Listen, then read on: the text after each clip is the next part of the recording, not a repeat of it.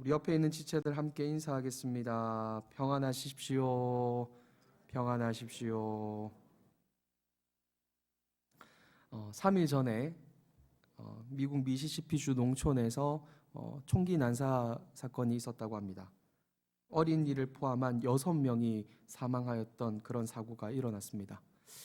밤늦게 그리고 또는 새벽에 거리를 활보할 수 있는 나라 정말 몇 안 된다고 합니다. 그런데 감사하게도 그 중에 대표적인 한 나라에 우리는 살고 있죠. 우리나라가 비교적 안전한 그 이유 무엇이겠습니까? 다양한 이유가 있겠지만 나를 지켜줄 존재가 확실합니다. 곳곳에 CCTV 등이 잘 설치되어 있고요. 그래서 밤이라 무섭지만 그래도 안전합니다. 그래서 새벽에 우리가 새벽을 깨워 새벽 기도로 모일 때에도 우리가 길 갈 때에 누가 나를 해하지 않을까 걱정하지 않아도 되는 그런 안전함을 우리가 누리고 있습니다. 자, 마찬가지로 내 인생 지켜줄 존재가 확실하다면 두려울 것은 없습니다. 내 인생을 지키는 존재가 강할수록 우리의 두려움은 작아집니다. 그래서 남들은 두려움으로 인하여 하지 못하는 다양한 일들을 할 수 있게 되어집니다. 다른 나라에서 밤늦게 못 걷는 걸 우리가 할 수 있는 것처럼 두려움에 하지 못하였던 것들 능히 할 수 있게 되어집니다. 그렇다면 여러분의 인생 누가 지키십니까? 예수께서 지키십니다. 그렇다면 우리에게 두려울 것이 있습니까? 없습니까? 없어야 하는데 인생의 고비고비마다 무섭습니다. 우리가 진작에 했어야만 하는 그라여서 두려움에 하지 못한 선한 일들도 잔뜩 쌓여 있습니다.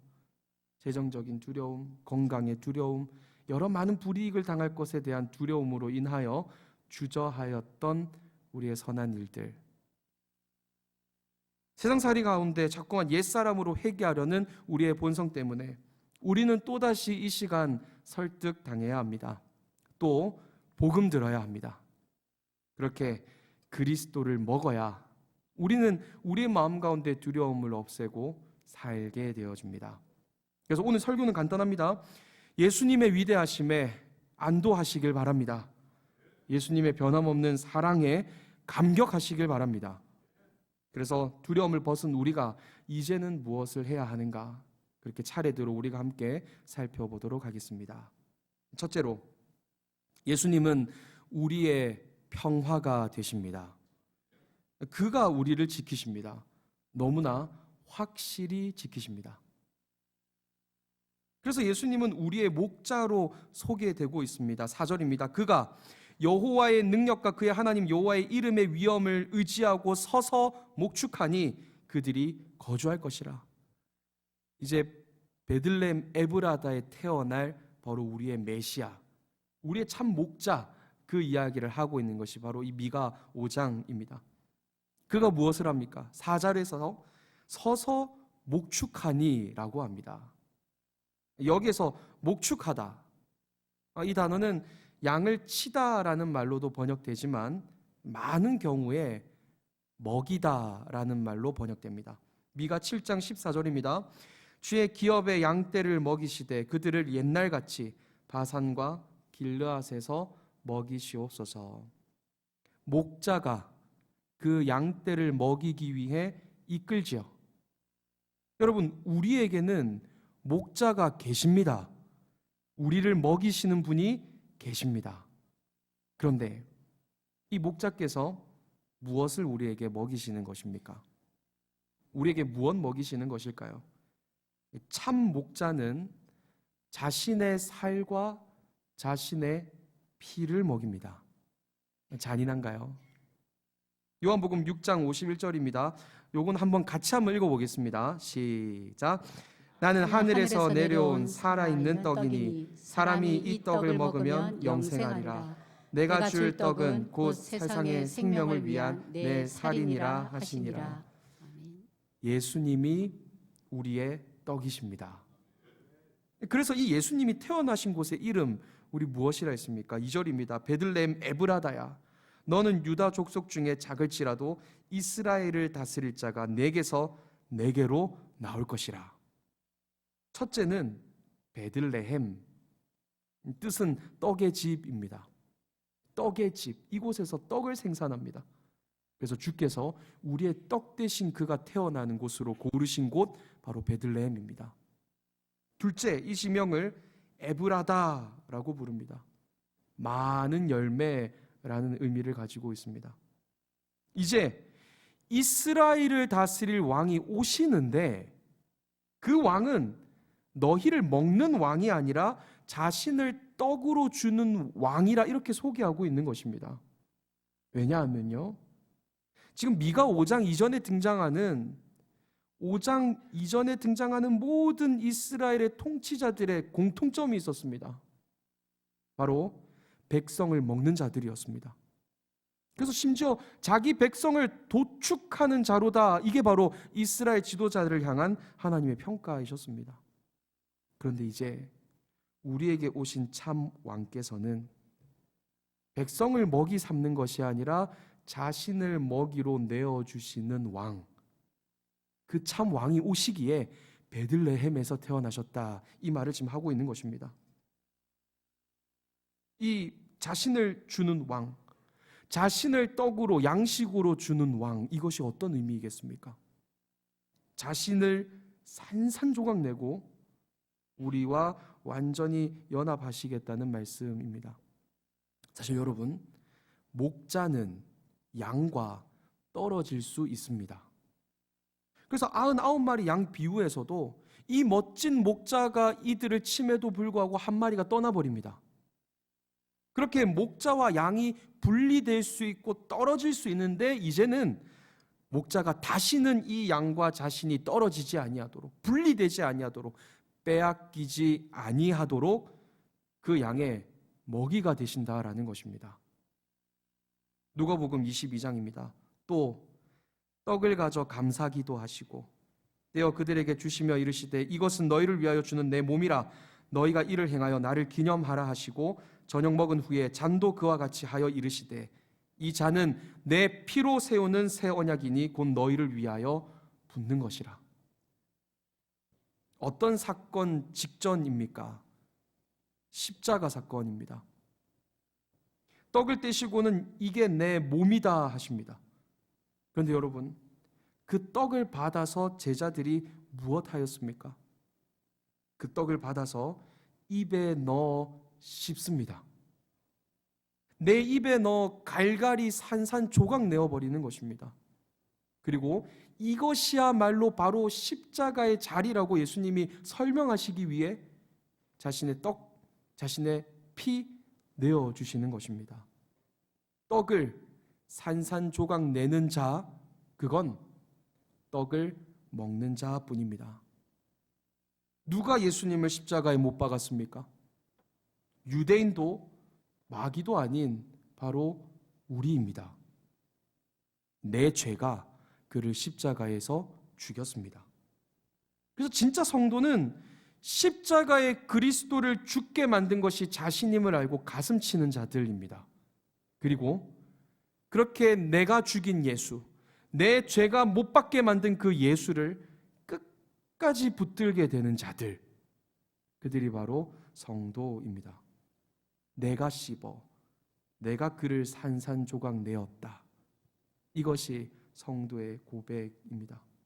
그리고 지금도 일상에서 반복하고 있는 그 죄가, 그 죄악들이 십자가에 예수님을 매달았습니다. 그리고 고백하는 것이 바로 우리 성도입니다. 그런데 이제 나 때문에 죽으신 그가 우리와 함께 부활하시는 것입니다. 마치 떡이 산산조각 나서 이제 우리에게 생명이 되는 것처럼, 우리의 에너지가 되는 것처럼 그가 우리를 함께 살리셨습니다. 죄로부터 자유하게 하십니다. 천국 가게 하십니다. 그리고 떡이 산산조각 나서 나와 하나가 되듯, 나에게 그냥 자연스럽게 섞여버리듯 우리와 연합하십니다. 요한복음 14장 20절입니다. 그날에는 내가 아버지 안에, 너희가 내 안에, 내가 너희 안에 있는 것을 너희가 알리라. 이제는 여러분 더 이상 목자께서 그 양을 빼앗기실 수가 없습니다. 양과 온전히 하나가 되는 길을 택하셨습니다. 그래서 우리는 안전합니다. 여러분, 우리가 구원이 확실한 이유가 무엇입니까? 그가 우리와 연합하셨기 때문입니다. 우리가 구원을 확신할 수 있는 이유는 그가 나의 먹이가 되셨기 때문입니다. 이제 누가 우리를 위협하거나 또는 무엇이면 그의 사랑에게서 우리를 끊어낼 수가 있겠습니까?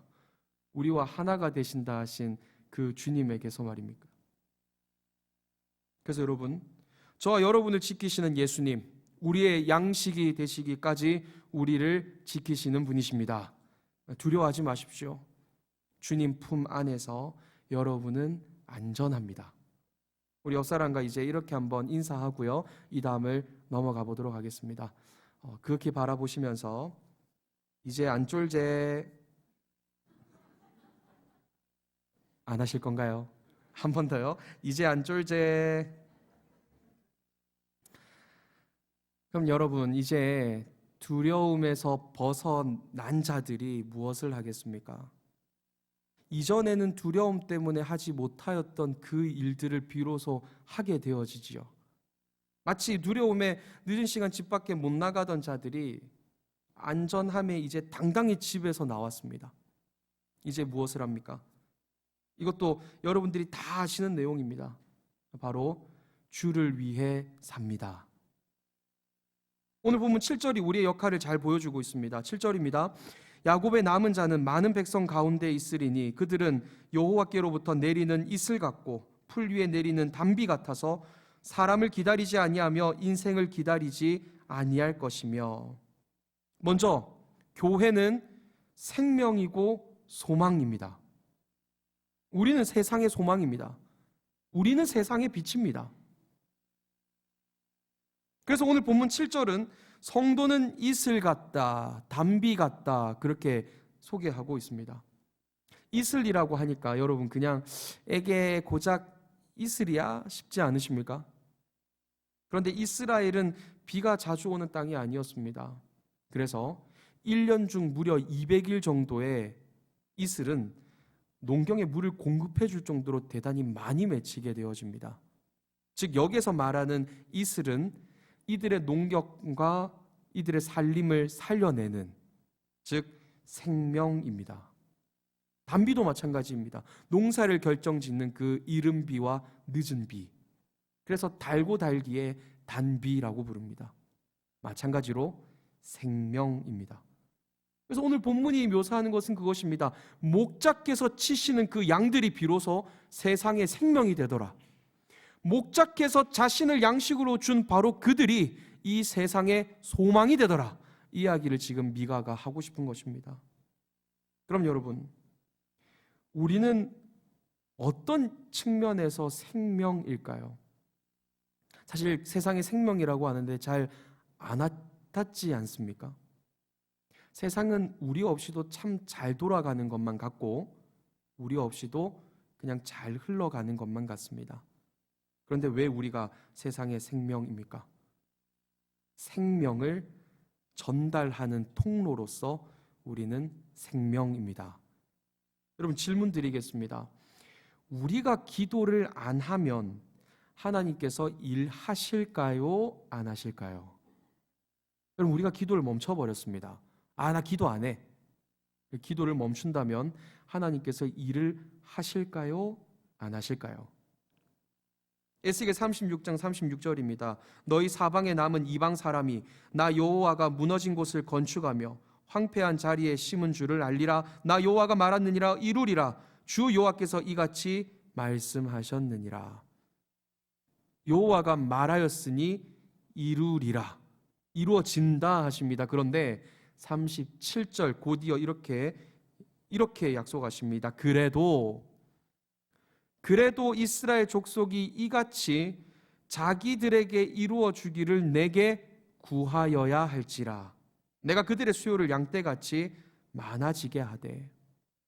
하나님께서 이제 반드시 회복시키신다 약속하셨음에도 불구하고 이스라엘이 구해야 한다라고 하십니다. 왜 기도하라 하시겠습니까? 여러분, 이제 하나님은 우리와 연합하신 분이십니다. 예수님이 우리의 떡 되심으로 우리가 그와 하나가 되었지 않습니까? 그렇게 이제 하나님 홀로 일 안 하십니다. 여러분께서 기도할 때 일하십니다. 아니, 엄밀히 말하자면 기도가 나오도록 하십니다. 빌립보서 2장 13절입니다. 너희 안에서 행하시는 이는 하나님이시니 자기의 기쁘신 뜻을 위하여 너희에게 소원을 두고 행하게 하시나니. 하나님의 일하는 방식은 반드시 우리의 기도와 우리의 소원과 함께 하도록 하기 위해 우리 가운데 소원을 두시는 분. 그래서 반드시 그 기도와 우리의 동참을 반드시 필요로 하게 하시는 분.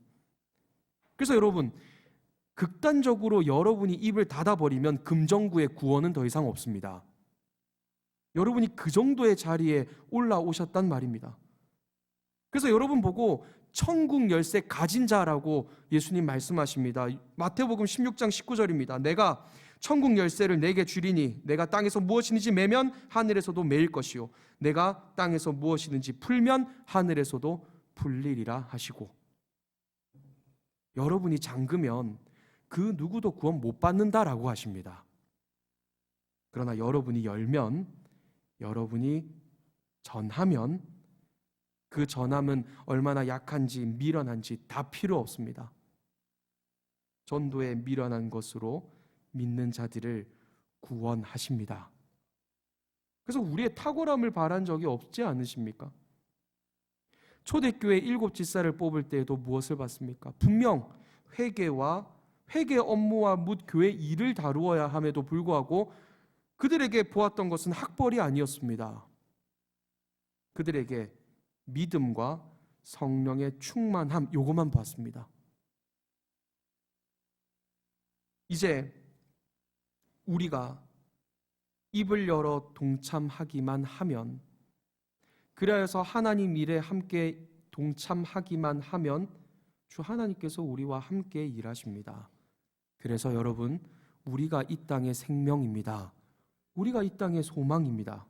하나님께서 우리를 그 정도의 위치로 우리를 불러내시고 세워두셨습니다. 그러니 이젠 우리 고집 그만 피우고 동참해야 하지 않겠습니까? 생명이 되십시오. 여러분의 가정의 생명이 되십시오. 여러분이 금정구의 생명이 되십시오. 그래서 여러분, 교회가 얼마나 좋습니까? 전도 폭발. 사실 저도 목회자로 삶에도 불구하고 참 어려웠던 게 전도입니다. 한 번은 전도를 하려고 시장에 나가봤는데 정말 쭈삣쭈삣하다 돌아왔던 그런 아픈 기억이 있었습니다. 전도사 때 말이죠. 얼마나 자괴감이 들었는지 모릅니다. 여러분, 저와 함께 전도 폭발 들읍시다. 저도 한번 들어보려고요. 여러분, 양육 등 얼마나 좋은 것들이 많이 마련되어 있습니까? 이제 우리가 주 하나님과 함께 이 땅에 생명으로 섰으면 좋겠습니다.